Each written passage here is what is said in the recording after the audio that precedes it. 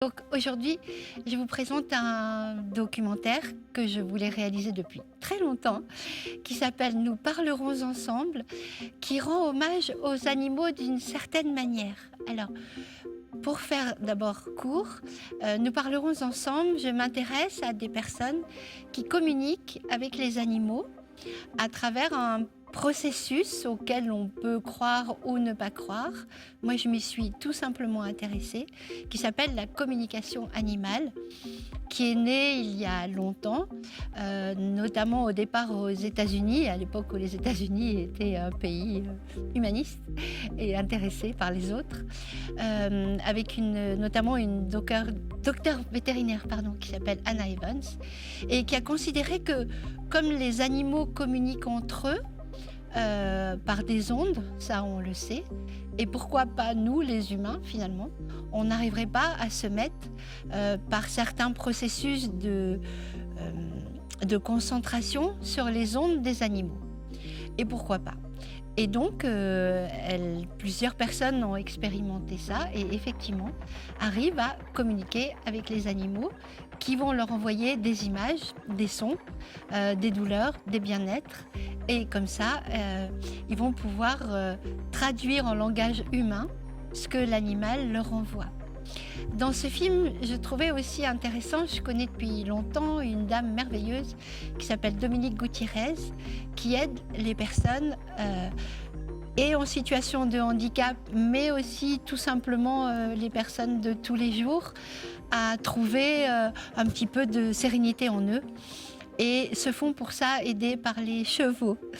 Et je trouvais que c'était très intéressant, évidemment, de mettre cette personne aussi dans le documentaire, qui présente donc deux communicatrices qui s'appellent Ludivine Noël et Léa Desmar, une qui travaille en étant à côté des animaux, concentrée à côté des animaux, vous la verrez dans le film, et l'autre qui s'appelle Léa Desmar, qui est assez exceptionnelle, et elle qui travaille plutôt à partir de photos, en se branchant sur les ondes des animaux. Évidemment, tout naturellement, je me suis servi de mon expérience personnelle, où moi-même j'étais non pas sceptique, mais en question, on va dire, une agnostique, si on pourrait employer un mot plutôt juste.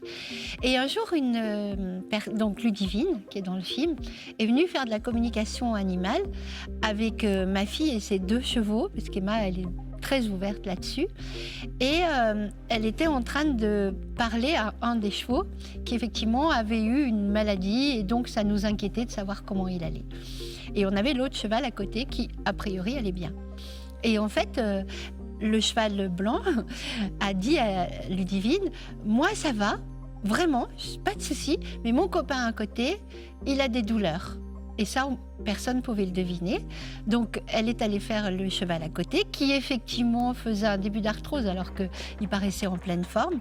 Et on a fait venir un vétérinaire, bien sûr, et qui a dit oui, le cheval a de l'arthrose. Et ma fille, avec beaucoup de respect, évidemment, à Éculieu, qui est un endroit magnifique au passage, chez Monsieur Cros, donc l'a mis au pré avec des copains où il est très heureux. Et je me suis dit, ça, c'est quelque chose qu'elle ne pouvait pas inventer. Alors moi, j'ai eu la chance de faire au moins 80 films, voire plus. J'appelle mon métier de réalisatrice un voyage au pays des hommes.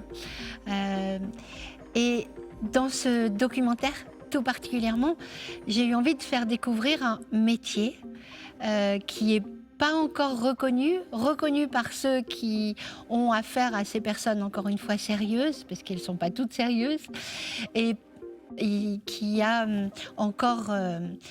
encore victime justement des charlatans, et du coup il y a encore énormément de sceptiques. Et je voudrais faire comprendre que c'est un métier extrêmement sérieux, très technique. De nos jours, on accepte que l'hypnose peut aider beaucoup de monde. On accepte même dans le milieu médical que des personnes peuvent se faire opérer sous hypnose. Moi, ça me paraît surréaliste, je n'ai pas encore fait de film là-dessus, mais ça existe. Eh bien, ces communicatrices animales se mettent exactement dans un état d'hypnose, si on peut trouver un petit parallèle, et donc vont pouvoir, dans cet état, pouvoir communiquer avec les animaux qui ont évidemment beaucoup de choses à leur dire. Il suffisait en fait de se brancher sur la même longueur d'onde radio. Et sur un plan un peu naïf, par exemple, moi j'ai toujours pas compris comment on pouvait téléphoner à quelqu'un à l'autre bout du monde, comment on peut faire un film, faire un clic, 2 minutes après il est à Paris pour être diffusé je sais pas où. Et ben, et j'ai pas compris, n'empêche que ça existe. Et je pense pour faire comprendre ce que font ces personnes, c'est exactement la même chose. C'est-à-dire qu'on ne comprend pas, mais c'est technique, c'est réel et ça existe.